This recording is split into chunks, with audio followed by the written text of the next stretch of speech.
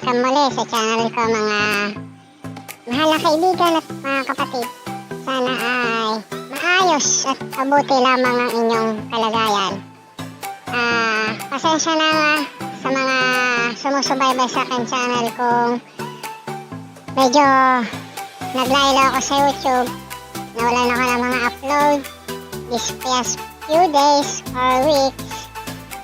Ang dahilan may project akong tinatapos sa aking trabaho. Sana ay patuloy pa rin kayong may bye-bye sa aking channel. Ituturo ko sa inyo ngayon ano natin mapoprotektahan ang ating Facebook yung kumakalat na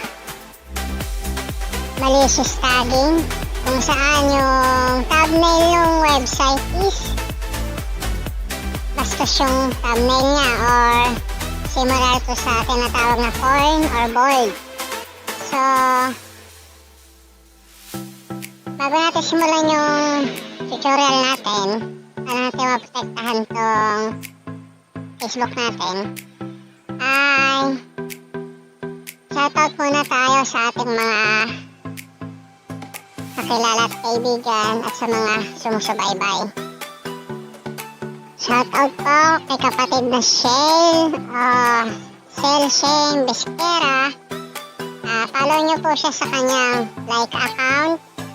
So ito po yung kanyang like account. So sa mga may like account, pakipollow nyo po si Sister Cell. Mabait po yan, di po yan nangangagat. Shoutout din po kay Brother Jetro Ramirez. Ayan po, ang pogi nating artistang kaibigan. So, subscribe din kayo sa kanyang channel, guys. So guys, ayan po yung YouTube channel ni Brother Jetro po. Ano sa Jetro. So kung subscribe kayo, ayan. Tapos pipindutin nyo tong notification bell na all. Ayan, simulan na natin. Ito tayo ng settings ng Facebook. So nandito yun, ayan. Then settings. Tapos punta tayo ng notification settings. So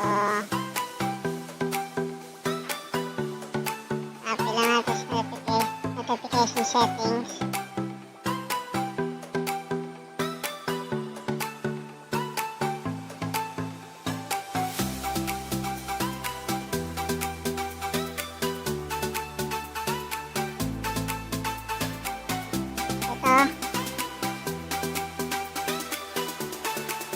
And then tags. Okay. So gagawin natin dyan kasi yung nangyayari sa Facebook, yung nagbe-mention sa atin o yung nagtatag is hindi natin trend, diba? So ang gagawin natin, finish lang natin, check natin to ganyan, and then ayan. So ganun lang siya guys, kadali. Maski bata kayang sundan tong ginagawa natin. So ayan lang. So another way para ma-secure yung ano natin is i-update natin yung email and number nyo. So ako, hindi ko na gagawin nyo kasi connected yung SIM card ko or number sa Facebook and yung email ko. So kapag may other login, may gustong mang-hack ng Facebook ko, may gustong mag-open, nakikita ko via text, pwede ko online, magte-text sa akin sa Facebook. So, gano'n lang siya guys. Sana may natutunan kayo sa aking video. At salamat sa inyong suporta. Suporta lang kayo. So, ayun, maraming salamat. Mag-iingat kayong palagi.